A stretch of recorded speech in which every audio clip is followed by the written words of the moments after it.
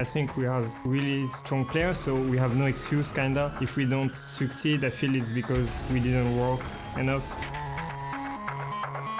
I think we have the tools to go far if we manage to use it right. Keeping the same roster is definitely an advantage over other teams. We know how to play with each other, and other teams have to develop their synergy. We know each other really well, and we believe in each other's skill in the game. Especially since people have really low expectations for us. Everybody really motivated and really want to prove everyone wrong. Memento's got a lot of damage, jumps into the pit. Oh! That's a barren steal for Memento! Our expectations for Spring Split and Summer Split and even international stage is just winning. We want to prove that EU is not just another region.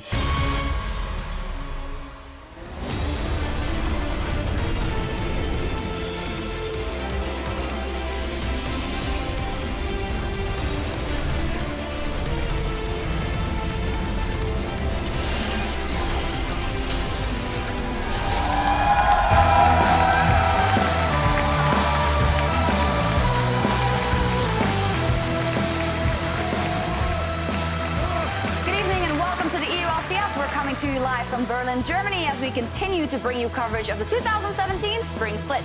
Tonight, after struggling in Week 1, Vitality, Splyce, Giants, and Fnatic are all fighting for their first series wins. We can see the huddle of Splyce there as they will take to the stage to fight Vitality. Hello, I'm Eva Schouk-Supporter. Joining me here at the analyst desk are Martin de Fischo Lunge and James Stress O'Leary. How are you guys feeling? Day 2 of 4, still going strong? Still going strong.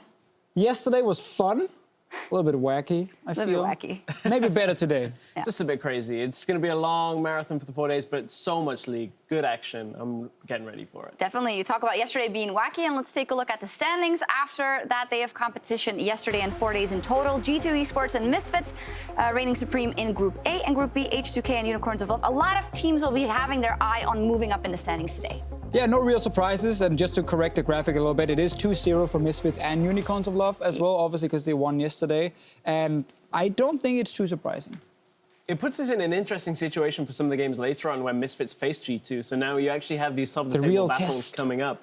So, you know, a lot of interesting matchups this week. It's certainly Misfits going to need a little bit tidier game than they showed us yesterday. Well, good that you bring it up. Looking back at yesterday, out of all the teams we saw, Misfits, Roccat, Unicorns of Love, and OG, is it safe to say that only the Unicorns of Love looked like they had a game plan and knew what to do after 15 minutes? After 15 minutes, yes. I don't think Unicorns knew what to do before 15 minutes, which actually ended up costing them quite a lot because they fell behind against Origin, who played fairly well early on in the game. Sadly for Origin, it's kind of the same story. You move out of the laning phase and past the first team fight, and everything kind of falls apart, and they got out-team fought by the Unicorns of Love. It was such a crazy start to the game. The one where, you know, they go in level 1, die at blue buff. That one was just hold everything. Origin looked pretty good, but then the start of the game for Misfits in their series yesterday against Roccat looked pretty good, and this is a series we thought Misfits should fairly handily take. And, you know, it started great for them, getting the kills in lane, but then they did nothing for 15 minutes in game 1, and it just continued to be a trend. Yeah, because first game was very one-sided, but we had that critique anyway, as Stretch just highlighted, but obviously that was a pretty easy win for them. Second game, on the other hand, with the pick and ban phase that I didn't enjoy, and the play in-game from Misfits as well that I didn't enjoy either, kind of ended up being this super back-and-forth game where Alfari had to backdoor with Ignar to finish the Nexus against a team like Roccat, where I feel like Misfits actually were just a better team, but kind of hindered themselves a little bit. Frost Kern once told me, if you have to win the door via the game you can also win the door. Via a backdoor, you are not playing the game correctly because you should have won it some other way. I mean, I guess that technically is fair. That's kind of true. That's kind of true. I mean, it was true yesterday, at least for Misfits.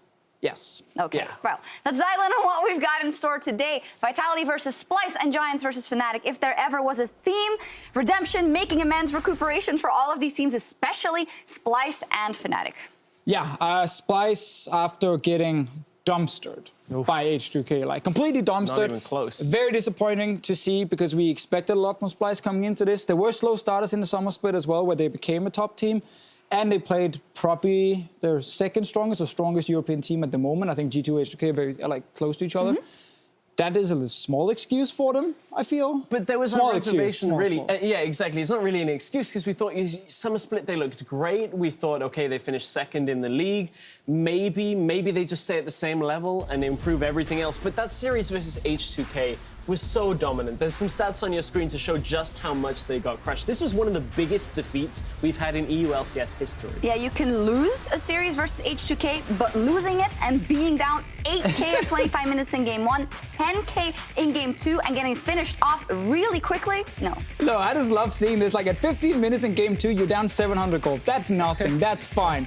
10 minutes later, you're down 10K gold. I'm like, how wrong can you have played that mid game? You're very jolly about your Danish. I mean, it's a shame. It's been a rough week for Denmark. We dropped out of the World Cup in handball very early. Now Splyce got destroyed by H2K. It's tough. We got to see them bounce back now. But I think Vitality really also want to pick up a win. Well, to see that question, Vitality 0-2 versus Unicorns of Love. And we talk about disappointment in our top 2 team from summer. Splyce, what do you think about Vitality? How disappointed, or where do you see working points for them? My problem for Vitality is they still seem like this team that didn't really know where to go on the map. It's a problem we saw in the summer split as well. But then individual mistakes. You know, both junglers for Vitality and Splyce were facing off against very stiff competition in the terms of against Jankos for Splyce especially. But Joker was making individual mistakes on Vitality, looking for plays on Rengar against the Unicorns, and just couldn't really find his footing. I actually asked him about these Rengar ultis down in the makeup room, and he just started laughing and said like, no, and just walked out the room. So he knew, obviously, he made some mistakes.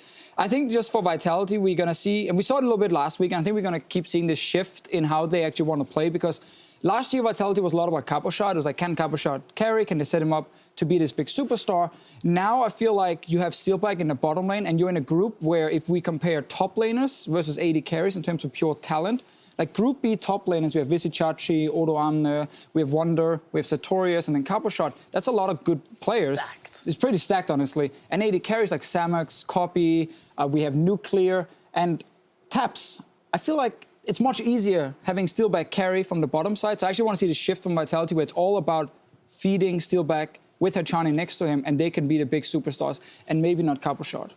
Yeah, and they certainly went for it. Those Rengar plays, everything was focused bot side. They put Hylissang pretty far behind in that series as well. A lot of early kills that went down to the bot lane, but when it was some really big set plays, the Rengar dive that would have opened up the tower, he ends up stepping on a trap, gives away a kill, the pressure's all released, they couldn't get Nuke Duck in the mix, and it just meant the execution really hindered what should have been a good play. And how many times are you going to get your hands on Rengar, by Not the way? many. That's Probably just this once. It's like a present. All right, predictions, guys. Vitality Splyce. I think 2-1 Splyce.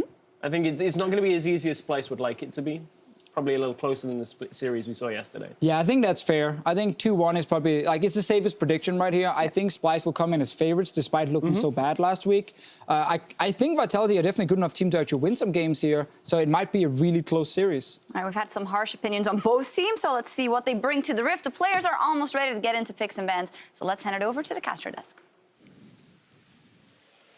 Thank you very much, Shox, and hello and good evening to all you esports fans out there. I'm Devin Pyrotechnics Young, of course, bringing you today's series between Vitality and Splyce with the help of Mitch Kreppa. Force Pills, you ready for this game? Oh, I'm totally ready, because somebody's going to go home an even bigger loser than they already are. Ooh, man, that's harsh words already. But yeah, they haven't been able to pick up a single game in their previous week. I mean, you got to be feeling for these guys. And we're joking about it, but that is actually the reality here. Both these teams came in again with a lot of expectations at the start of the split. Splyce, they're like, no roster changes, infrastructure upgrades. They were looking really good at the end of summer.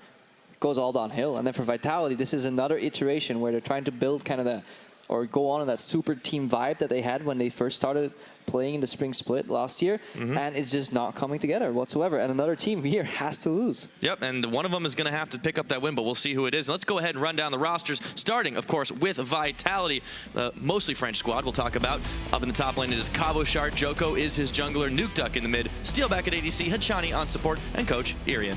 Yeah, and they're actually looking pretty much like a team. Still saw them in the makeup room just now, and they were all kind of jokering and bantering about. So they do look in good spirits, and they have shaken off that loss from last week. And if they're looking at the schedule, they're going up against Splyce, which on paper is a really strong team, but Splyce is in not good form right now. So that means their spirits should be high, and they actually have a good shot. Absolutely, and you know, for Vitality, they're a team that selected the red side for game #1, so they clearly are preferencing it here. But facing off against them, looking to assert dominance, a team that we expected to do much better in week #1. Yep. It is Splyce. That means up in the top lane, we've got Wonder, followed up by Trashy, then Senkooks, then Kabi, Mickey X, and of course, their coach, Yamato Cannon. Yeah, and this is the week where we'll see whether it's Splyce just being a little rusty in week 1, you know, shaking off maybe the lack of practice, maybe they started a bit too late, maybe they didn't really go over all these game patterns that they assumed that were basic knowledge for the team, and they're fine. Or we finally get to see a glimpse at maybe bigger issues in the team. Maybe the meta shifted in a way where the bot lane can't keep up with the full carry meta. If you look at one of the strengths for Splyce last season, it was that their bot lane was fine, right behind Sven and Mythi, but they were never really true carry potential. There were some big laning mistakes kind of highlighted, especially during Worlds, and we may see more of that in this matchup because Steelback is still playing strong. Yeah, very possible, but I think for Splyce, the question has to be like, do you go back to maybe a little bit more standard in the picks, because they kind of went way out there in last week. We'll see if that changes as we load up into picks and bans, and no surprise, Zyra's off the board. Yeah, with the affinity of Malzahar for both these teams, I think Zyra has an opening ban, picking Malz early, and then squeezing support in second ban phase is definitely a strategy you can do on blue side. Let's see if that is the case. So we keep going the Camille ban, no surprises once again. Cabo Shard didn't want to play against it, and nobody does. If people want to make a highlight montage of predicting bans, red side, Camille, Rengar, LeBlanc maybe. Just give me the triple ping right there, and then you can look at the blue side, obviously what's left here. Surprisingly, Splyce are opting in double support, but that does mean that they're looking for an early pick on a strong support, and then hopefully there's nothing left to even have to pincer out. Maybe they just go... What would they go here? Early Karma is the only thing that would make sense. Well, Mickey's also, remember, we call him the Bard God a couple of times. Is that something you think is early pickable? No. There you go. You're the expert on this champion. As much as I love Bard, Pyra, he has plenty of weaknesses. Yeah. Well, we might end up seeing the Karma. We'll see. The MF support's still up, but you don't really need it. It's only counter. Yeah, I know. They banned out all the good champions that Misfortune is good against. So let's see what Splyce is actually doing with this draft, or if it's just generic target bans at Hachani and they want to put him out of his comfort zone. You don't give him the aggro supports in lane and basically temper down the Vitality bot lane. So with the Kha'Zix ban, we saw, of course, the Rengar's going to come in. Like, it's going to happen no matter what if he's not banned out. So Trashy will get his hands on that. Curious to see what he makes of it. It's a little bit of a different style champion than he usually likes to play, but it's top tier. Yeah, man, it's top tier. If you're a jungler in a competitive scene right now, you should be able to play Rengar, but this is just interesting that Vitality rate Kha'Zix over Rengar, or rather they rate Trashy's Kha'Zix over a potential Rengar, and they need to have a counter pick ready, or they're willing to sacrifice the Rengar to get 2 picks in return. But then they have to be worth it. So their first opening rotation for Vitality has to be super strong. Well, they got the Jace, but they also picked up an Ivern for Joko, so things are kind of turning around a little bit. It was Trashy. He was playing the last time. And Vitality is indicating that they're very much so going to be playing around the top side, because not only with the 2 picks that they have revealed, they will need to pick an AD carry third. If they don't, then there is basically only Ashe, Jhin, that can be picked, and Varus, and one of them will be picked, the other one will be squeezed. So Splyce is picking Ashe Karma right now, the strongest support left, the strongest AD carry left. Vitality can only pick up an AD carry, or they will get double pinched in the AD carry position, which gives them a horrible matchup altogether. And even then, Vitality, if they pick the AD carry here, they'll lose support power. So Splyce is getting a lot of edge in the bot lane. Vitality will need to make up for that in the top lane. Yeah, Vitality definitely got mind-gamed in the pick and bans versus Unicorns of Love, but they've actually opted, instead of the Jhin, they pick up the Caitlyn now for Steelback, instead of picking a support when the Jhin was up. Yeah, and that doesn't really make too much sense. So usually you would think either Varus or Jhin get locked in here, especially the Jhin into Ashe matchup. You could go Caitlyn, but why don't you just let them pinch it? And if you're fine with playing the Caitlyn altogether, I don't think the Caitlyn will actually get banned out in the next rotation by Splyce. So you could have had a favorable support pick here and then not get banned out, because that's likely what Splyce are going to do. They can either pinch mid here, but then there's still plenty of champions available, or they pinch support. So it's very likely that Splyce is just going to double ban support, put Hachani on something really hard to play. Yeah, well, there's the Tahm Kench banned away. Poppy was banned on Vitality's side, so Wonder's still going to have to lock a top himself, but a lot obviously, of options. When you lock a top in yourself and the enemy player hasn't played picked the top lane yet, you're just going to pinch out the strong counters. So you get rid of the Poppy, even because it outscales the Jace. Yeah. And you may just want to get rid of the Maokai if you are Vitality, because Splyce, stylistically, probably want to tank in the top lane since they have a carry jungler. That's kind of how it kind of ties together usually. There we go. As you called it, Maokai's taken away. So a lot less top choices available, but Splyce still have one more ban, and then it goes back Vitality's way. Yeah, I mean, what support's left here to ban out if you're Splyce? Tahm Kench was the meta support. MF is a counter to Zyra and Malzahar. She's still fine on her own, but maybe you just ban out something stupid like a Thresh or a Sona.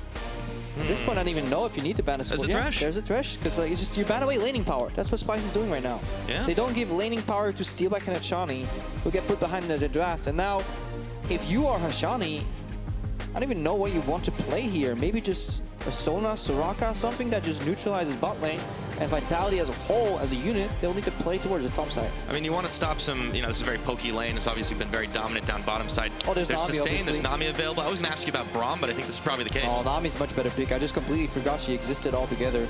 She's actually a fine pick to the Karma as well, so I don't think Vitality is punished that much. I would have rather seen the Nami ban out then. If you're going to play double poke, Ashe Karma, into a Kaelin range advantage in that matchup, I think Nami would have actually been a better ban than Thresh. All right, so a lot to critique in the ban portion at least, and for the picks, we see what Splyce is going to round out. Still all the same. I'm just a Diamond 1 Scrub Lord. You know what? I might be wrong Hey, here. man, I'm getting my info from you, but we'll see. Splyce, wonder he's got the Shen available to him. He's going to take it, and another safe mid lane pick for Sencooks. We have the Corki, so they round out their comp. What are they looking to do with all this? The Rengar tells me Snowball. I mean, you're blind picking mid lane. If you have to do that and you don't want to lose mid lane priority, something which Sencooks has been doing a lot lately, Corki is a solid lock-in.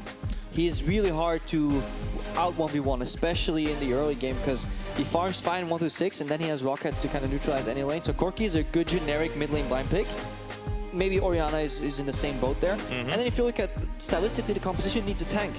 And if you look at, for Splyce rather, the Shen. And if you look at Splyce, historically, they've played so many tanks in the top lane. So, and they've played a ton of Shen. So it actually works out for them. Yeah, and this goes back to now Cabochard picking up the Nautilus, what he played in the opening game against Unicorns. That is a bit of a surprise. That's a bit of a surprise that they actually end up flexing that Jace. Because we all assumed that the Jace was going top lane. And I guess they just wanted to bait out the Shen. It's something we've seen before where you early get Jace, you force the enemy to pick the Shen then, and then you just match him with a tank and put the Jace mid. I still would have liked to see Cabo, honestly, on that Jace, even in that matchup, because they already have Ivern who can get pretty tanky. And now they're down to just 2 carries, and they're both physical in mid and bot. I don't like that decision too much either from Vitality. A lot of question marks here. Yeah, I think there really are. I'll have to keep an eye on what they do in the early game, and probably won't expect to see a whole lot in the top lane since it's a wet noodle fight, but there is that double global availability. All right, as the coaches shake hands, get ready to walk off. Here we go, our players are ready to take to the Rift. Let's get into game number 1 between Vitality and Splyce. I think with Vitality, in this split, we can go for top 3 at least.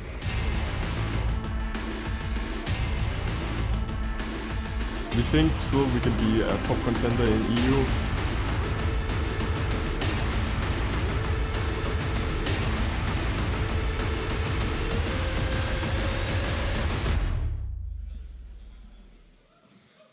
And here we are, both teams hunting, hungry for victory here. Somebody's got to walk away with it. Is it going to be Splyce or is it going to be Vitality? It'll definitely be interesting, especially Vitality. I'm trying to get the puzzle pieces together and figure out why would they just flex that Jace into the mid lane. There's matchups that are fine into Corki. Yes, Jace struggles against Shen, but with pressure from your jungler, you should be able to define. Because what they, in the end, what they elected to do was make an all-physical composition with limited magic damage. They only have the base damage from Ivern, which falls off very quickly, and the base damage from Nautilus in terms of magic damage, into a champion pick in the top lane that can build extremely tanky and is rewarded for itemizing one way. If a Shen can stack armor, he's a very happy camper. That's very true. It could be a tough point for Vitality the later on this game goes. And you said trying to put the puzzle pieces together. I am curious if they maybe trust Nukeduck to be able to be this carry more reliably than Cabochard. Yeah, and in the draft phase, Splyce obviously want to reduce that power from this bot lane, steal back Hanachani. The Fisher touched on it. He would like to see Vitality, especially in the group that they're in, play more around this bot lane, but they've been hamstrung in the pick and ban phase. 2 supports banned out immediately, and then support double pinched afterwards, forcing Achani on the Nami. Nami Kaelin is a strong lane, however, and has a fine matchup into Ashe and Karma. Yeah, not only that, you talked about Steelback being kind of a very, very reliable player and protecting his KDA, but also being able to clean up kills last week, and it's something that, you know, kept them competitive. Yeah, Steelback is a good player. He got dubbed the moniker of the cleanup AD carry very early on, but he also showed that when he's in a team that is struggling, he can still carry, and he did that last year. Yeah, saw a lot of that on Rocket. Take a look at Joko, just continuing to get his clears out very, very quick, but he does spend a lot of time kind of wandering between once those camps are gone. Yeah, he's going for the power clear, which gets him to level 4 the quickest. It's the standard Ivern clear, honestly. You enchant one camp, take blue, enchant the other one, go to your other side, then he's going to go for Raptor's Red, walk back to his blue side, get those camps, and then return to the top side again. It's for optimizing experience. The only alternative path you can do is an invade-heavy path, but Joko likely doesn't feel comfortable to invade that early on, especially if he's not certain about the lane priority, which lanes are pushing, because if you invade blind as Ivern and you screw up, the game's over. Yep, indeed. Now, Trashy, I want to keep an eye on him because this will be the first time we get to see him on this Rengar. It had been Joko who played it previously, but was unable to delete anybody on the side of Unicorns, and that was a big part of why they got shut down. So I'm wondering why they let this one through. Yeah, they must have really valued the Jace flex pick. That could be like the only explanation, really. Quite peculiar overall. In the end, let me take a look at what's going on here for Vitality. Got pushed in early on in the bot lane. Obviously, there's double AoE on the side of Ashe and Karma, so they can always get the lane control. That's real pokey. The problem is that you don't really punish the Caitlyn too much. If you try and threaten the Caitlyn too much, she's gonna get sustained out, the poke that Karma does. And if you try to auto-attack trade on top of that, she has really good short-term answers. EQ, EW channel, for example, with the empowered autos from Nami, I think generally you're fine. Yeah, and if you've got a headshot lined up, that's going to sting even worse. Cabochard is going to go throw down some early vision. You can see as Trashy had already backed away, he's going to be moving through there. They'll be spotting him, and back to lane he goes. Pretty smart to do that at 330. Basically, you see the leash on top side, which means you're fine for a couple of minutes. Then you play until around 330, and instead of warding River, you go for the deep ward, because you know if he comes back to the left side of the jungle, why don't you just ward his camp?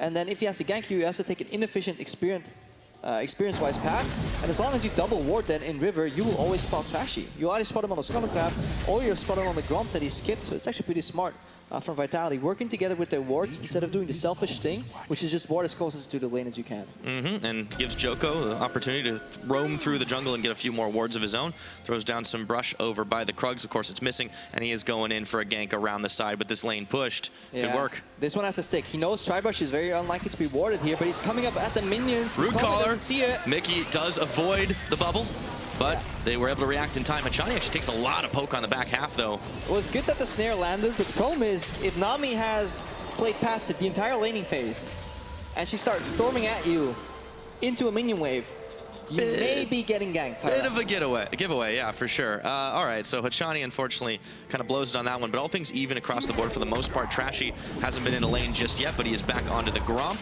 And if you're a jungler that has a level 6 power spike like Rengar, and you're playing versus a jungler that has a really strong level 4 gank, and you see it fail, you're just so happy.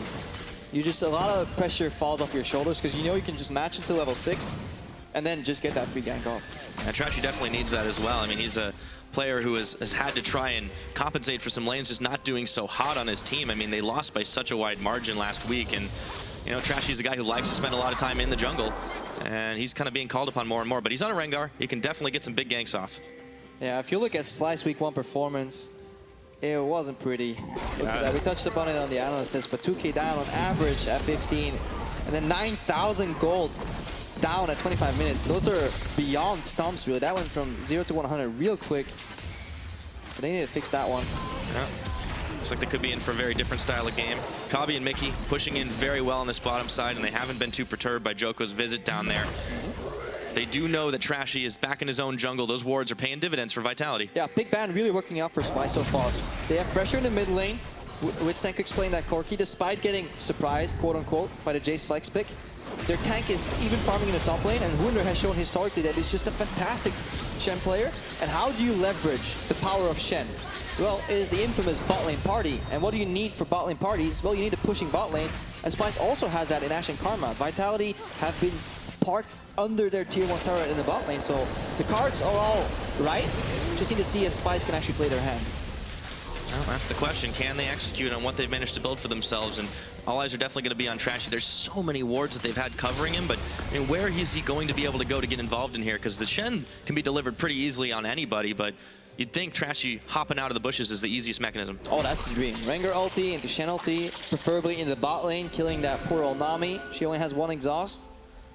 That is the dream, obviously. She got some boots, though, walk now. Yeah, could be a strong counter gank for Joko. That's all possible. BF Swords picked up for both, and we'll take a look at mid as Trashy was looking to come in a little slow, and Nuke Duck had spotted him out, and he's able to walk away for free. Mickey X heading up towards the top side, but he was spotted too. No, he just goes in for a little poke. They were trying to do a double pincer there. If you get first base priority, which means you're pushing the wave, you can base. What that means is that the wave will bounce on bot lane, so Ashe can catch it very safely, and it frees up the support roughly for 30 seconds to 45 seconds. And Mickey decided to use that window to get some pressure mid. Again, playing the pressure game here for Splyce. Yeah, working out well for them. For Vitality, though, they do have some pretty scary scaling when you look at the Caitlyn and the Jace, but it is, as you said, all AD.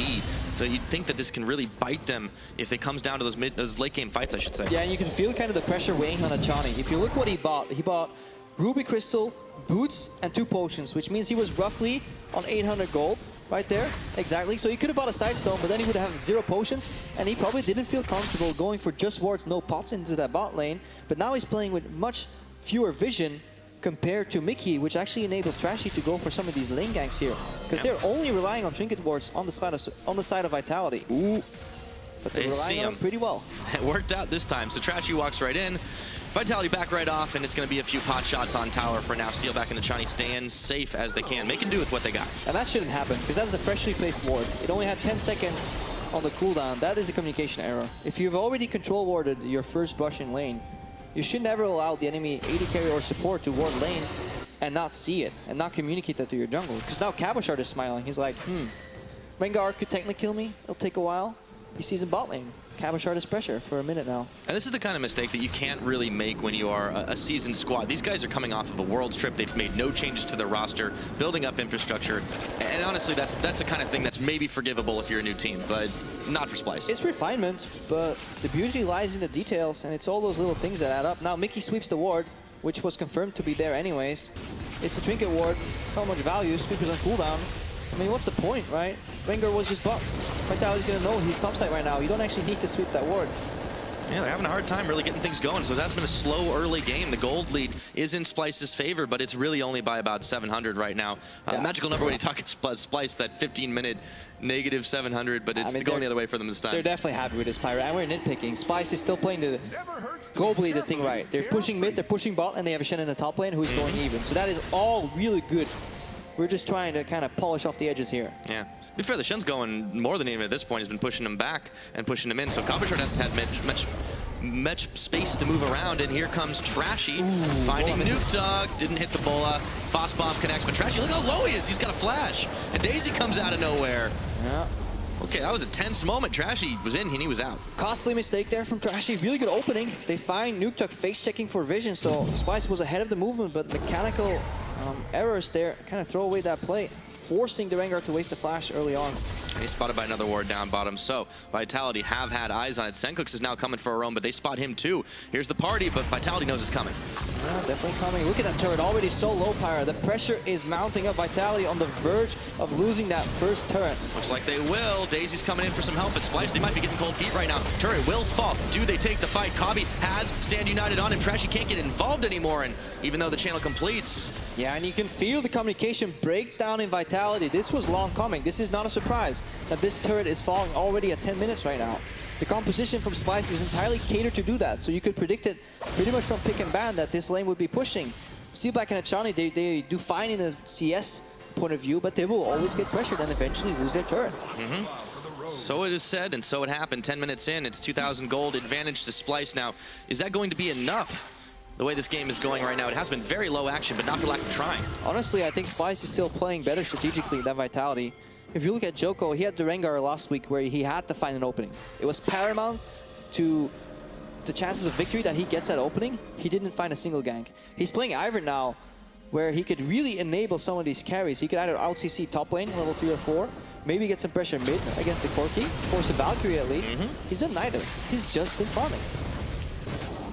After Trashy's part, he's been trying. Oop, avoids the route, and he's just able to clear out that ward. Joko, Hachani, you know, they're bringing everybody up to the top side, push back against this turret, and standard meta play. Once it happens after the lane's over. Yep, you lose your bot towers, so you send your bot lane to the top lane, and obviously the opposing team will match that. But again, priority for Splyce. They move into the river. They don't walk over the Scuttle Crab, but they kind of give some pressure here, because Vitality, they just saw the Splyce bot lane leave lane, but they have no clue where they went. They could be right around mid right now, setting up an arrow on the corner. So Nuke Dog, he's playing back because he doesn't know where Ashe is. Ashe is now going to reveal topside, and only then are they sure that they're safe. It always just seems like a step behind, but they have been able to spot out what Splyce has been doing. Even if they can't really stop it, Vitality have the information thanks to the vision they've secured. Steelback and Achani are going to take a hit from the empowered Q. And Kabi takes an ace in the hole, but he's shielded up right after. Yeah, a very complex situation for Vitality to get out of. They need to make a pick, but they're constantly behind on the movement. And this was Splyce's strength, especially in the later stages of summer. They really understood the map once it opened up.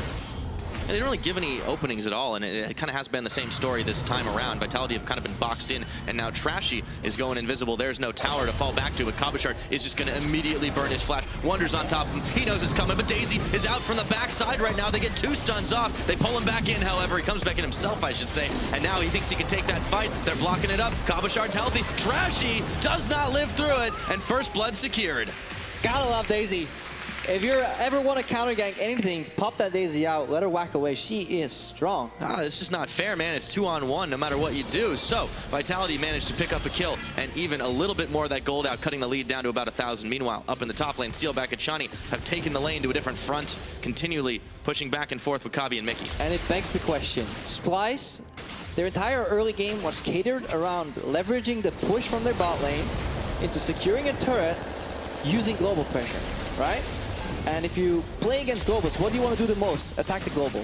You don't want to play around any other lane because Shannon's going to ulti. So it is so counterintuitive for Splyce to actually gank the tank lane. You already don't want to gank tank lanes because it takes ages to kill and sets up for counter ganks very well. Ooh. But in this scenario, why don't you just go top if you're Trashy? You pressure the dive, you pop the ulti, and you tell Steelback and Achani, guys, I'm going to jump you.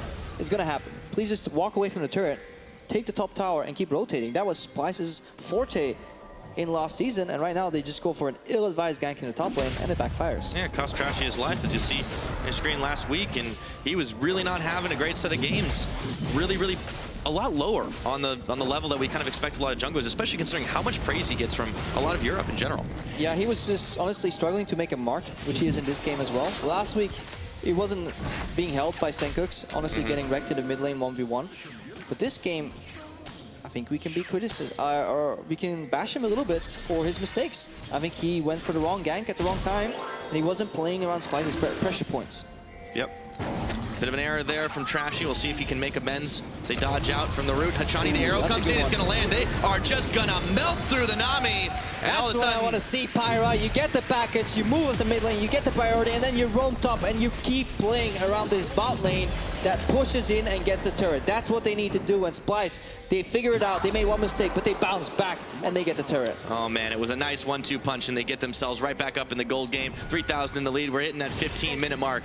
Splyce revitalized here, and they're moving towards mid. And look at Nukeduck. He's essentially just hugging his turret. He got roamed down, but because it happened so fast, and Splyce actually pushed out mid first, and then went for the move. Look at the minimap.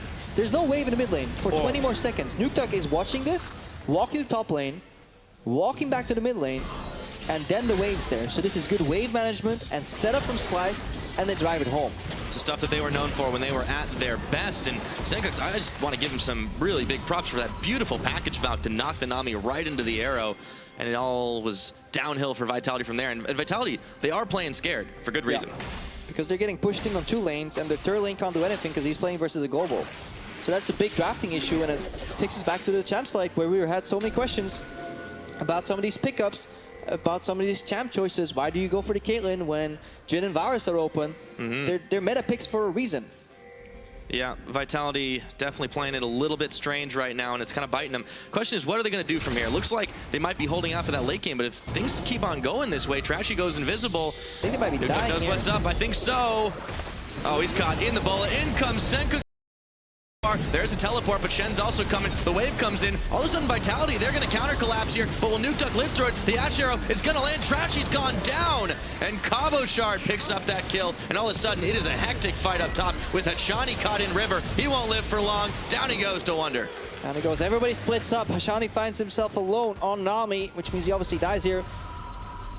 Good reaction from Vitality. Their strength lies in their numbers. Obviously, the way to beat a global is to just render it useless. Don't allow it to kind of outmaneuver you on the map and just go for sheer fighting power. Nautilus and Iron, especially at this point in the game, bring so much crowd control effects to the fights, especially if Trashy's ulti is down. He is essentially a glorified damage bot, and he's not snowballing either. Yeah, Let's look at this again. So there's the preemptive redemption from Joko. Good. He factors in the flash. Nukeduck stalls, has exhaust too if he needs to.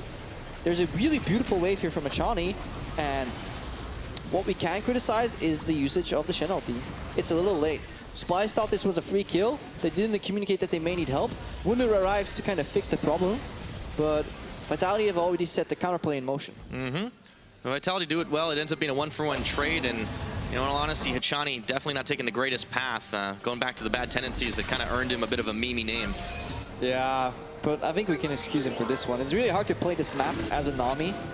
That's one of the kind of the faults of this pick. I mean, maybe why they pinched him, though, I mean, in all honesty.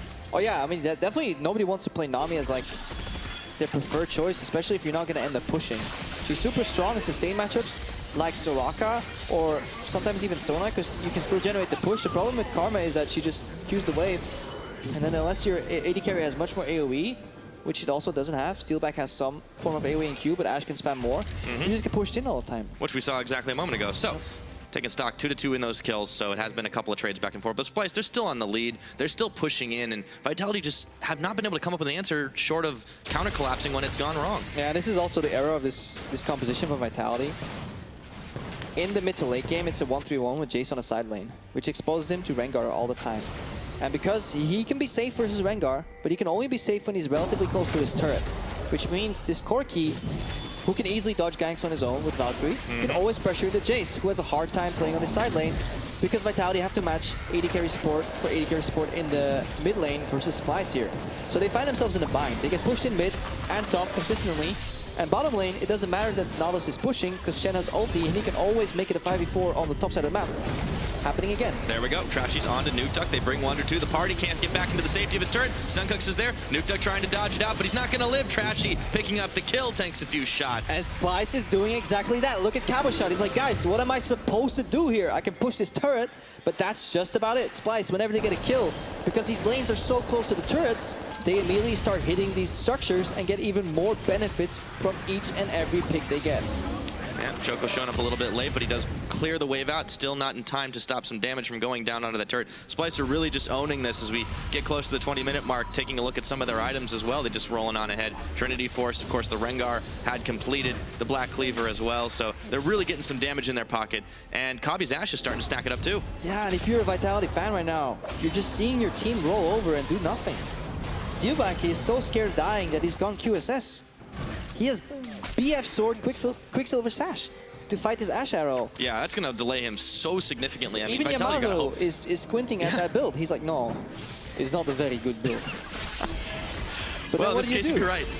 What do you do now? Like, you're two physical damage dealers. The enemy Shen already has Sunfire Cape, and he's going to soon stack even more armor. You're playing versus a Rengar.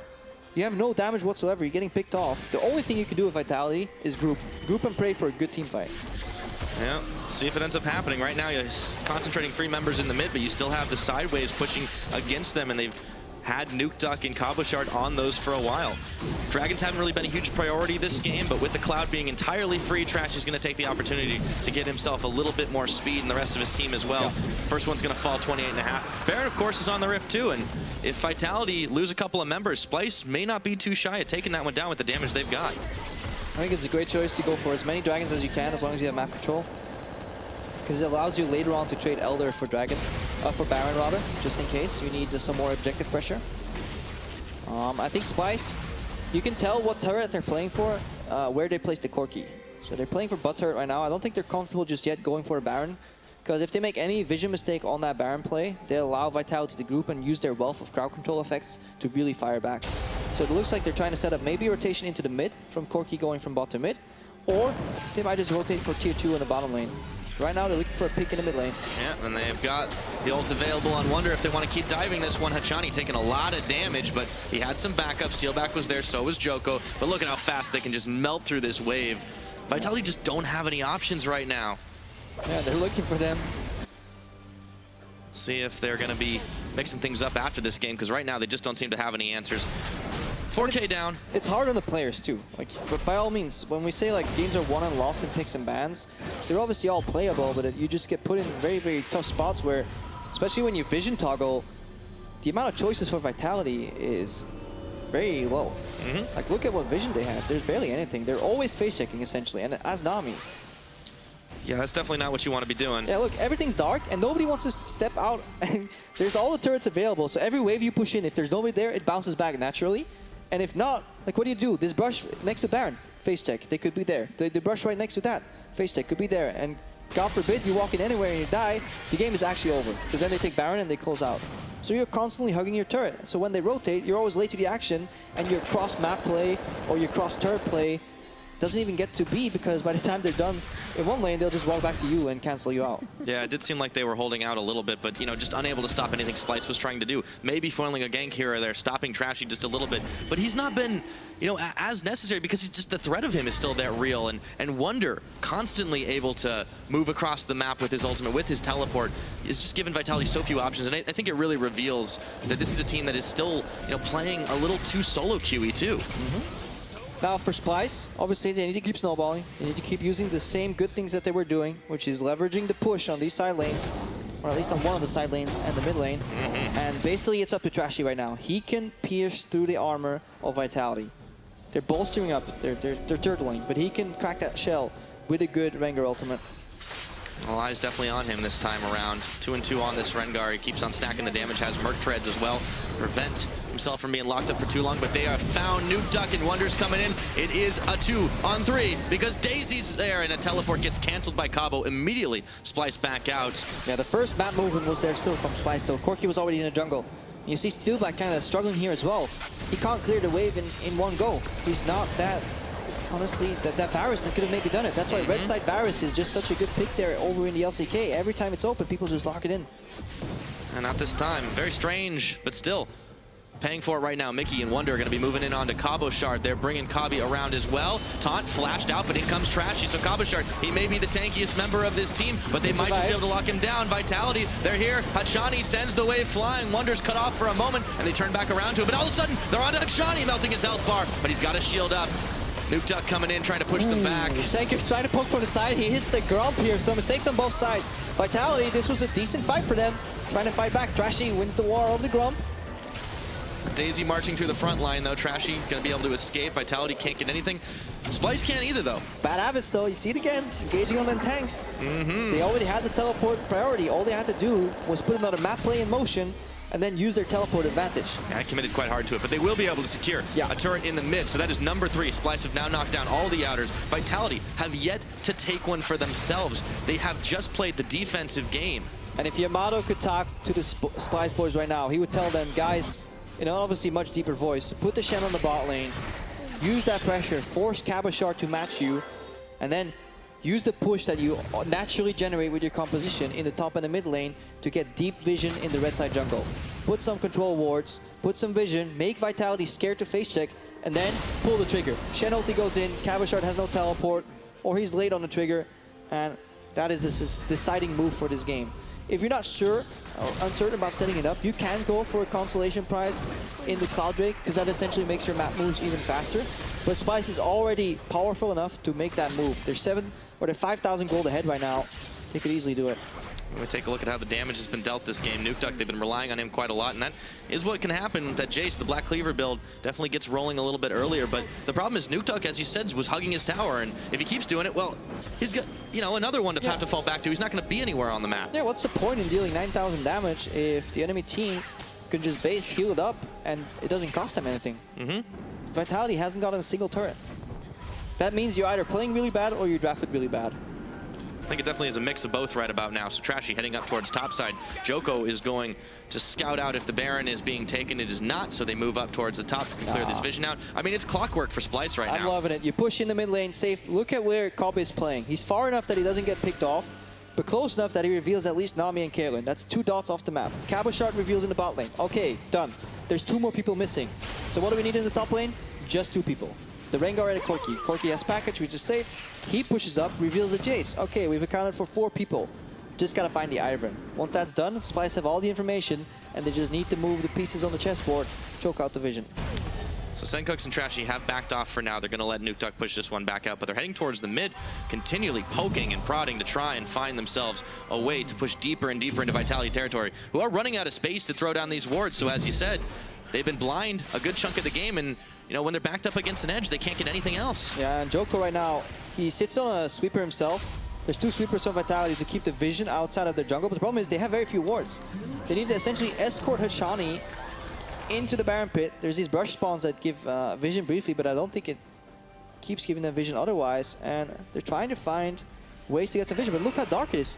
Any corner they take too fast, it's a face check, and they're playing a support that can just get evaporated instantly. I mean, if this game goes a really, really long time, I mean, you've got Kaelin will scale up. The Jace should still do some damage, but I mean, is that even really going to be enough? No, Pyra, because it's just like we talked about in Champs, like, they're only running physical damage dealers. Ultra late game, this Shen is going to have a field trip. He'll just go Randuin's, Thornmail, and he'll just stand there. Yeah. So it's like, thank you guys very much for essentially killing yourselves by hitting me. And in the meantime, you know, I mean, it's still pretty hard to deal with the damage that the rest of Splyce is bringing out. The Corki now has the Hextech Gunblade completed, and you know, it's all that gold difference because Splyce are just making the proactive plays, pushing them back and not giving them what they need to get gold. And that's Splyce investing in the mid game. Senkuk's here going for the 2-item spike, which is Triforce Gunblade. There's obviously that iteration where you go Triforce into Infinity Edge and then the Rapid Fire Cannon, which is the best 3-item core build the Corki can have. But Splyce, they know they're comfortable in the mid game. They don't need more. They just need to spike really hard right now and just get even more benefits from that. Yep. So what is the danger here, if anything, for Splyce? What is stopping them from just going hard in the mid with all 5 members? Yeah, that's a good question. Honestly, a bad Baron. Taking some damage, allowing Joko to get close and steal it. And again, Vitality, they could technically win fights if they group the entire game. While grouping, while the enemy's already low from Baron, and then getting a surprise Baron buff for your team is the only way Splyce will lose. And that's the only way Vitality will win. So it's all centered around this Baron, and that's why there's so much tension here. That's why Joko is so desperately trying to get these pink wards up, even though he's sweeping when he already has control wards. Bit of a waste. Yeah. They just want to avoid any wards behind them. They don't want Wundu to teleport into their jungle. They are happy as long as they can see something of the Baron, and they're saving their blue trinkets for when Splyce inevitably start that Baron. Yeah, they've definitely been making sure that at least where they control on the map, they also have that vision. I mean, the game plan for them really has been Resident Sweeper. Yeah. See if they can keep this one going. Vitality backed up time and time again, but Splyce, they are thinking the time might be soon for the big purple worm. They can clear out vision here. Trashy has got it. Lack of control wards though on Splyce in the pit. Started it. They started it. So this is defendable for Vitality. Blue trinket will go down and they'll get the information. That's one. Mickey's blocking if he can, but there is always a chance for the steal. 50-50. They could coordinate with the Jace here. Joko could be impatient. They're looking at him. He has to steal He's going in. Joko's trying to guess it. Joko's in. Joko's out. And Splyce walk away empty-handed. Splyce just set up a play for over 7 minutes. They're going to try. Here we go. Nuke Duck. They're going to try to pull them off right now. See if they can just take the Baron buff off 1, off 2. They've got it, but can Vitality kite back and keep themselves alive? It looks like the answer is yes. They paid for that Baron buff, though, Crepo. Vitality just bought themselves more time. Obviously, we talked about how the scaling's not in their favor, but they have more time. They can hang in there. Hopefully they can tilt Splyce, because that was a big mistake. You don't go for a 50-50 when it's the only play the enemy team can make. Reset the Nashor, be happy you have 2 blue trinkets, and do it all again. They're going to be able to knock down a tower, but as you said, Vitality, they've got to be smiling at that one. They have a chance here. 3 members still up and available. 10 seconds on Hachani, 17 on Nuke Duck. Cabochard trying to tank, but look at how much damage Splyce is shredding through this tower, and they're onto the inhibs right now. They just don't care about the remaining members of Vitality, and they're going to walk away with that inhib. Yeah, if you're going to play devil's advocate, you can always say that Splyce, maybe they said, you know what, even if we lose it, we're going to get the turret. If we can make some picks. But I think it was Vitality opting into that fight afterwards. They could have disengaged, it seems. Let's see. Joko's going to steal.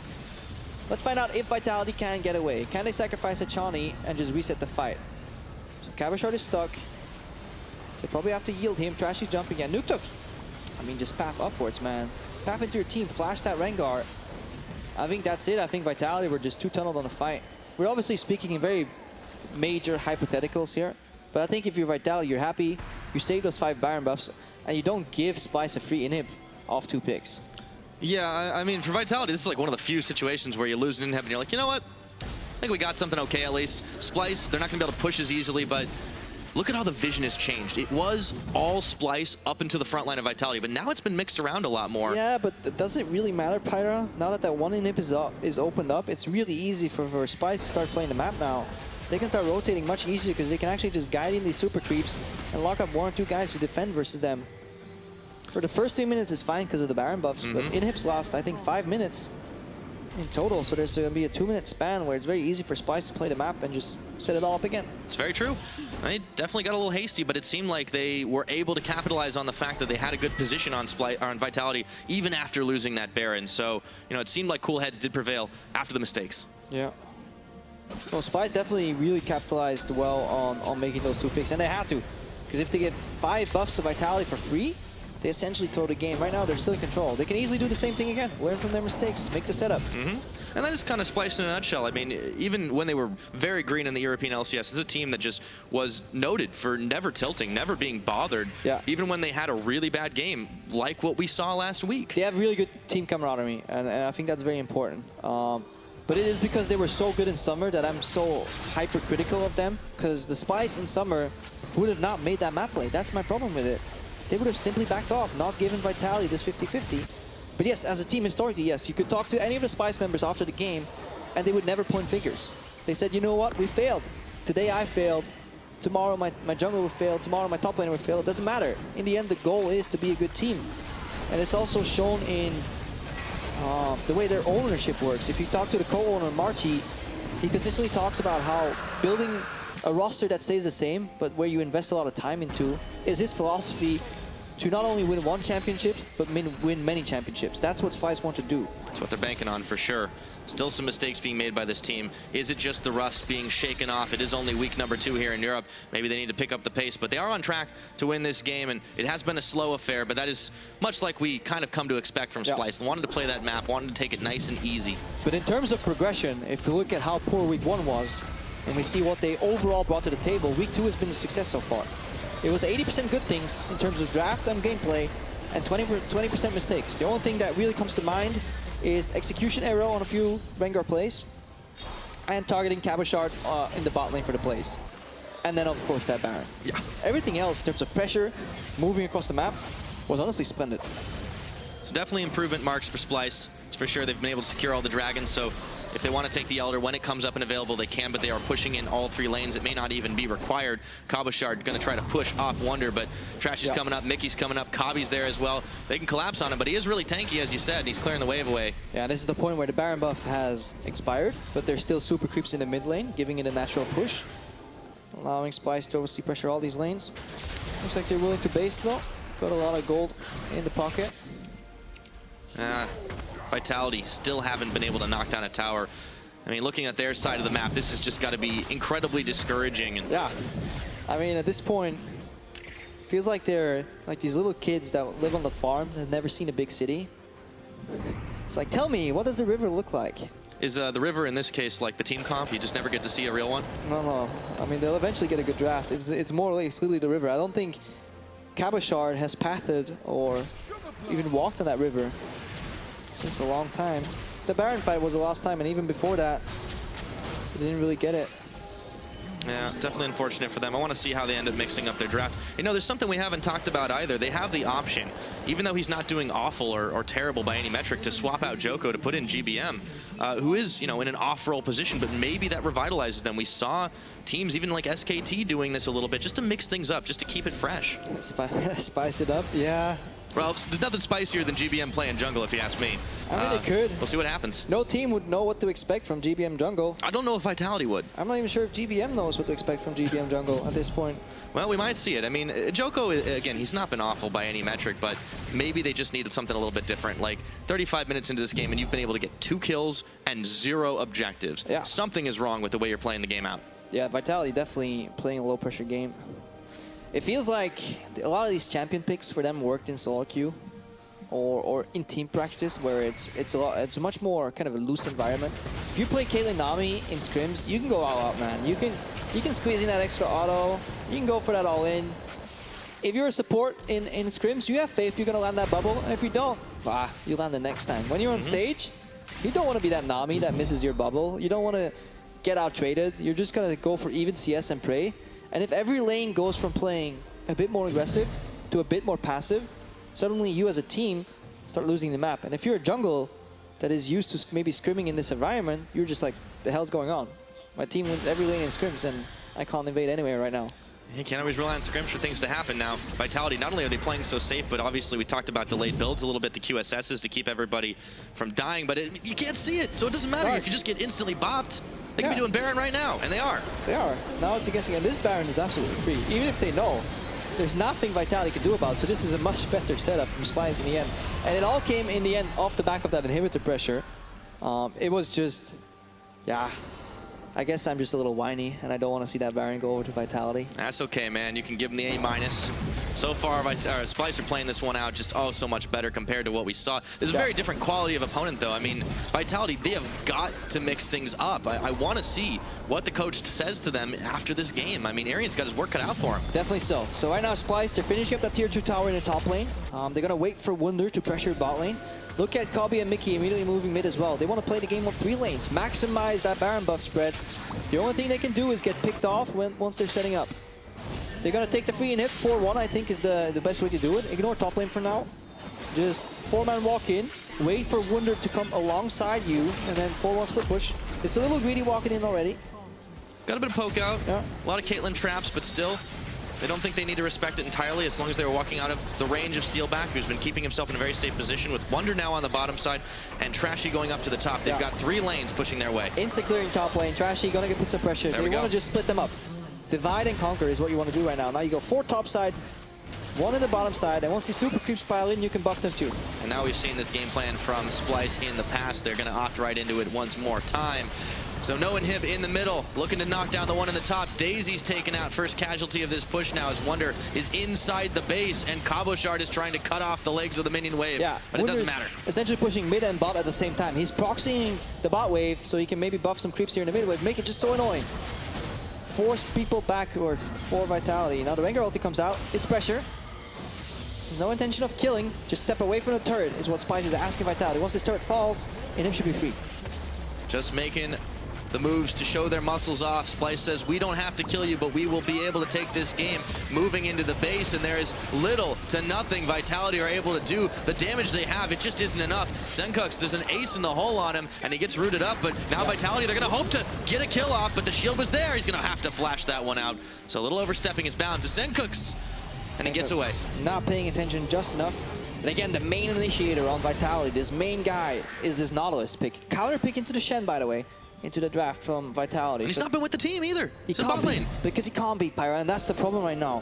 For Vitality, a lot of it is hinged on Cabochard pressing hard and knocking somebody up. And then, of course, Jay spoke, Caitlyn trap, it all sounds beautiful. Nami wave, bubble, all together. What a wombo combo. Splyce is just never allowing it to happen. Yeah, the closest we saw was Senko's getting caught up right there, and that was without the Nautilus. But as it stands, Splyce are going to be able to get themselves a little more power. Still ticking on the Baron buff. Going to knock down the Elder Drake to empower the Dragon bonuses already. A little bit more speed, the burn, and a little bit more to be able to knock down towers. Right back to the lanes. Back it up 4-1 again, but this time 4 on the bottom lane, because that final turret's still available, and it's obviously much easier for Senkux and Kobe to whack away. And Wunder could technically ignore Cabochard and start hitting the inhibitor, because it's the epitome of a wet noodle fight. Late in the game too. So tanky, so hard to kill that Shen. Now they push in the minions. There's not too many, but they've got the damage even through the Caitlyn trap line. They're going to be able to finish it off. Wunder is unopposed up top. Vitality, I want to say they're falling apart, but they were never together this game. Another inhibitor falls. We are 40 minutes in, and they are just losing every single thing. Kobe's going to fall. Vitality, though, can they have a snowball's chance in hell? I don't think so. Cabochard tanking the entire line, but he's gone down. The GA's ticking. It doesn't matter for Splyce. They're cutting through these turrets like cheese, and it is just all over. Nexus down. Splyce with a convincing victory. Locked up. Super clean in the end from Splyce. One major hiccup was that Baron Nashor, but there was absolutely no fight from Vitality. I want to see more vigor. I want to see the hunger. I want to see them willing to win. Yeah, this was like a boxer backed up in the corner, and he just not even raising his dukes to defend himself. Yeah, I mean, I'm not much of a boxer myself, but geez, Vitality, they had, you're right, they had absolutely no fight in them this game. It's just everybody was, it was disappointing. Everybody was so accepting of the position that they were in. Yeah, I'm pushed in mid. Yeah, pushed in bot. Playing against the global. Can't really do much. Guess we're losing jungle. Nah, can't do anything, man. Dude has a Rengar. And then the gold lead just keeps on growing, growing, growing. And they see this too. Like Vitality, they're no idiots. They know exactly what map moves that Splyce is going to do. The problem is their draft doesn't allow them to fight back. And they weren't willing to gamble on one big loss to try and fight their way back in. Well, we'll see what they can do in game number 2. Now, Splyce have taken game 1 over here. Let's hand it over to the analyst desk to break it down. Thank you very much, Pyro. Well, Splyce at least putting down a lot more fight and doing really well in this game. Let's take a look at the picks and bans. There was a lot to talk about. The biggest question mark, I think, for everyone was, you know, you give up the Rengar because seemingly you do want the Jace, but then you end up flexing it at some point. Why then? Or well, the way I see the leave Rengar open and not the Kha'Zix is, I think in Vitality's mind, they're like, if we leave Kha'Zix open, Splyce will first pick Jace. And then we have to play Kha'Zix, and maybe they don't want to play it. Maybe they don't feel like it's that strong for them. Or they just feel like Jace was like the key pick for them no matter what. So they're okay sacrificing one of the absolute best picks in the game right now to get Jace in that first rotation. And I just think that trade is just never really worth it. Yeah, and it ends up kind of having an impact later on as we go through the draft because, you know, we were sat here, you were saying, okay, Shen, got to pick Shen, got to ban Shen, like, get the Shen out of there. And ultimately, it comes through for Splyce, where we were actually anticipating if it was available, maybe that's where Vitality end up taking that away, getting a strong pick for themselves. But it leaves Vitality in a position where how are you ever going to kill like the Shen and the Rengar with the shield on? And you know, I was saying to you maybe 4 items. If Rengar makes a mistake, you're praying that the enemy somehow screw it up, but just no real way to win the game for Vitality. It's just if you look at the actual draft and the comp they ended with, Jace and Caitlyn are the only 2 damage dealers because you have Nautilus top, 0 damage. Ivern jungle, 0 damage. Nami support, 0 damage.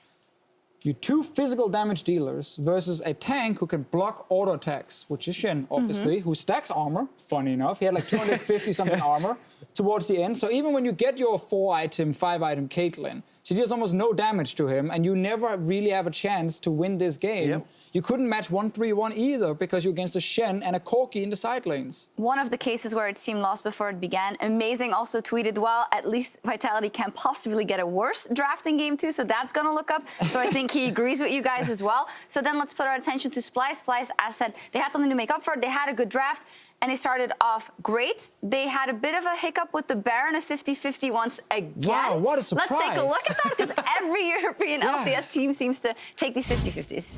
They do, and I always see a lot of people who make fun of other regions, say like, NA Barons and LPL Barons or whatever. We do it in Europe all the time as well, and it's just.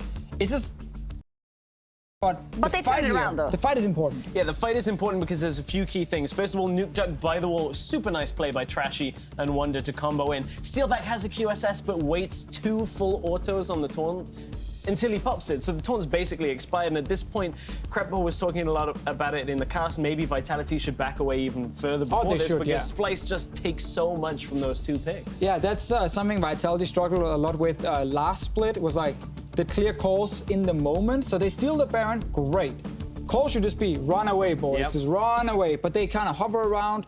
Nuke Dog separates himself from the group and actually stays near that wall where Trashy could then jump from. If he just runs up to his team, it's much harder for Trashy to actually get disengaged with the Shen on him. So really just strange call there from Vitality, but I personally feel like the game was lost like before that already. Yeah. And again, if you have to win the game purely by a random 50-50 Baron steal, you still had, you know, a really weak draft. So I think Splyce kind of had a really easy game, and there's actually very little to talk about. There were a couple of errors, but some nice areas that Splyce did have success. A similar game plan to what Vitality wanted last week against Unicorns. The plays onto bot tower, shove it in, get the damage down, bring the Rengar across to try and dive on the squishy lineup, which ended up paying off with the tower going down. And then Splyce decided, okay, well, what should we do with this Rengar? Very good at going for squishies. Let's put 2 tanks on our radar, try and dive the Nautilus. Try. We don't know where Ivern is. Try and kill these tanky targets. And that was the problem, was the decision-making. You could see the good decisions and the bad decisions Splyce are making at the same time. Well, overall, if you look back at how Joko utilized his Rengar versus Unicorns of Love, he only did 7% of his team's damage in that entire game, which is incredibly low. Trashy did the most damage out of his team at 25 minutes on his Rengar. So they did it better out of all. They had a huge gold lead at 20 minutes. So as you say, nothing more to say. I think that the fact that Vitality, they have to start again at picks and bans, and Splyce look really strong. Yeah, I mean, Splyce in this game obviously looked strong also because Vitality had such a weak draft and made it very easy, because you talk about like Trashy on Rengar here. not only did they give him Rengar, they also gave him a composition that Rengar can really excel in because there's a Shen to back him up. But Ivern's great. There's an Asher. Yes, Ivern is a fine enough pick, I guess, against Rengar, but not enough to actually give him up in the draft. And then also the Shen. Yeah. And then also the Ashe arrow to start it. And then the Corki who can win the side lane. So like Rengar just had a perfect game to be like, I can do anything. Yeah, just so many tools to get that Rengar into the fight. It was funny, we were tracking the QSS on Steelbag. He bought it at 17 minutes into the game, and we were thinking, okay, you're neutralizing the possibility of Rengar getting on you. But with all the shields, the heals, everything, Steelbag was never really in a position until that 29-minute fight where he even had to use the QSS. So he delays that damage even further. So Trashy's just looking at it thinking, I can just kill a Nami every single time, and it doesn't really matter to him. Yep, getting some sushi. Well, we're going to take a break to hunt for the Blood Moon, but when we come back, we'll have Game 2 between Splyce and Vitality. Don't go anywhere.